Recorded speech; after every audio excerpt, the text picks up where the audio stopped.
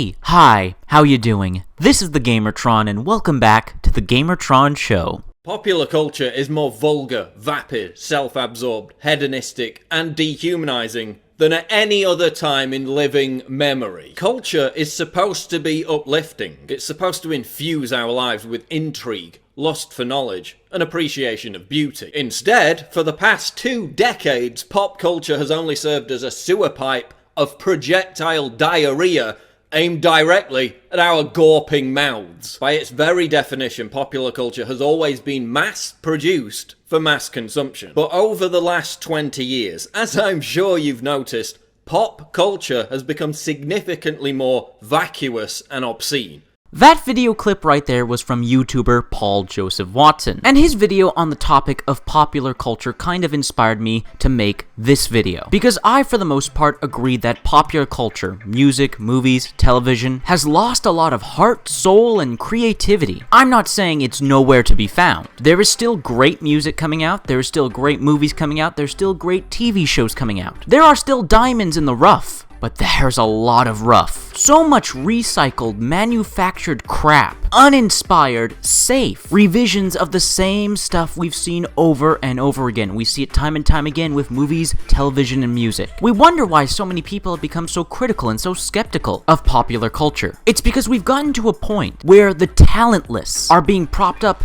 as celebrities of their medium. There have always been bad and good movies, bad and good music, bad and good television. But when you look at all these things nowadays and look at it from a wide perspective, the bad, the half-assed, the unimaginative seem to dominate, except in one medium that's been rising and rising for some time now. And I think you can take a guess at what it is based on the title of this video, what YouTube channel this video is on, and the actual footage you're seeing in the video. Yes, video games. To me, in my opinion, video games appear to be the last bastion of culture, where we see inspiration, imagination, creativity truly come to life and be expanded and experimented on. While video games do have their derivative works, every medium, every art form does, the quality, the genuinely good video games, with passion, love, and soul behind them, greatly outnumber the bottom of the barrel works. Unlike the other forms of popular culture, movies, music, and television,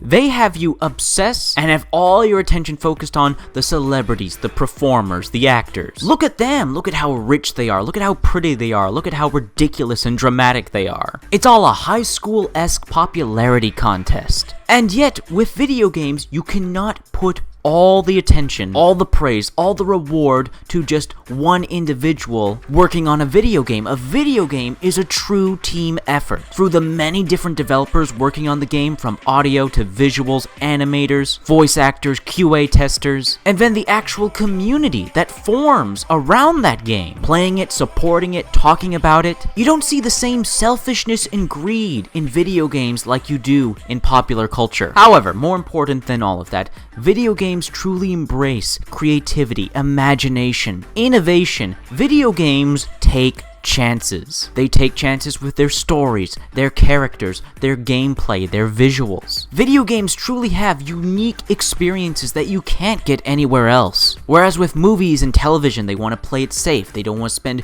too much money. Whereas the game designers, the animators, do everything they can to bring these unique, colorful, versatile, lifelike characters to, well, life. Also, just look at all the unique settings and plots, worlds and environments that video games have brought to life. The dreams we had as children made realities. Piloting giant robots, exploring alien worlds, uncovering dark, twisted mysteries, meeting and sometimes fighting fantastical creatures, or even playing as and experiencing the video game from the point of view of those fantastical creatures. And the list goes on and on and on of examples I could give. And then there's the social aspect of gaming. Gaming is one of the most social arts and platforms, mediums out there. Gaming brings people together. It forms communities that are in constant communication and having worthwhile, fun, and intelligent conversations about the many aspects of these video games. I'm not saying people don't come together to talk about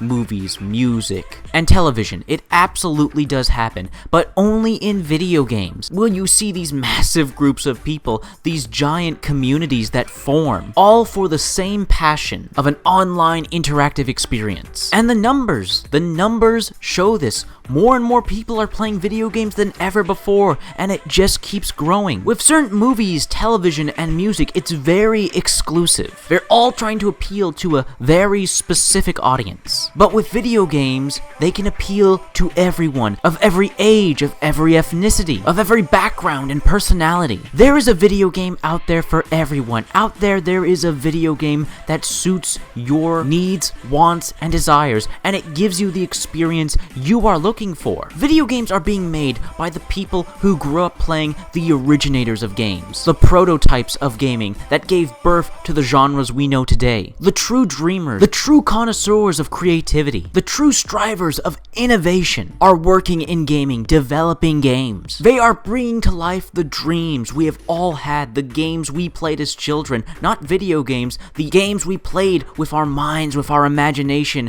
pretending to be these incredible things, to do these incredible things, to see these incredible things in our head brought to life on a screen that we can interact with, that we can control. Like I said earlier, with video games, you can play as a pilot of a giant robot, you can play as a knight, Viking, samurai, a space marine, an explorer, a horror movie victim, a detective, a builder, or even a god. Whereas with popular culture, we're usually following the same characters, the same plot lines, going through the same motions. For example, is there not a simply ridiculous amount of cop, lawyer, detective, investigator television shows and movies out there? I've seen so many TV shows and movies in that genre of cop, lawyer, detective, investigator. It's almost sickening. Like, does anyone else have any other ideas? Does anyone else want to explore any other settings? With movies and television, you have the power, you have the technology, you have the tools to bring other settings, to bring other stories to life,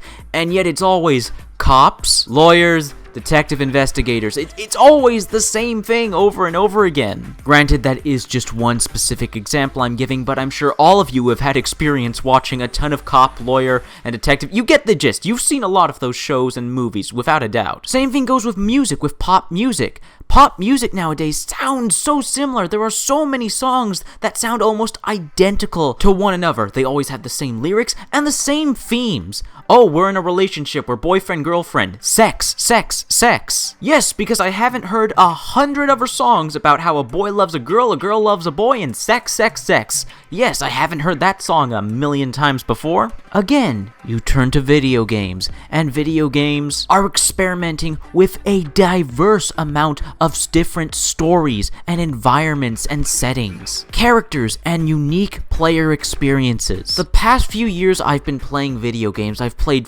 so many games from so many different genres: first-person shooter, open-world RPG, survival horror, real-time strategy, single-player, multiplayer. The list goes on, and I've had so many unique experiences that I just can't compare to one another because they are truly unique. They are truly their own works of art. It's one of many, many reasons I adore video games. I have such a deep passion for video games. It's why I love talking about them. I love sharing my passion for them. It's why I love making videos about them and playing them and recommending and telling other people why you should play these video games, why you should check them out. Because unlike the rest of popular culture, with video games, I see and experience true culture, true knowledge, true enlightenment, true entertainment, true creativity and passion. I love video games, and to me, they're the last bastion of culture we have right now. So best to embrace them while we got them. But let me know your thoughts, feelings, and opinions in the comments section below. Do you agree with me? Do you disagree with me? Let me know. I'd love to read your comments in the comment section down below. If you like this video in any way, shape, or form, please be sure to hit the like button. Hitting the like button helps you, helps me, helps everybody involved with the video if you hit the like button. If you want to help out and support this video, then please share it on social media, Twitter, and Facebook. And if you want to help out and support me directly, then there is always Patreon.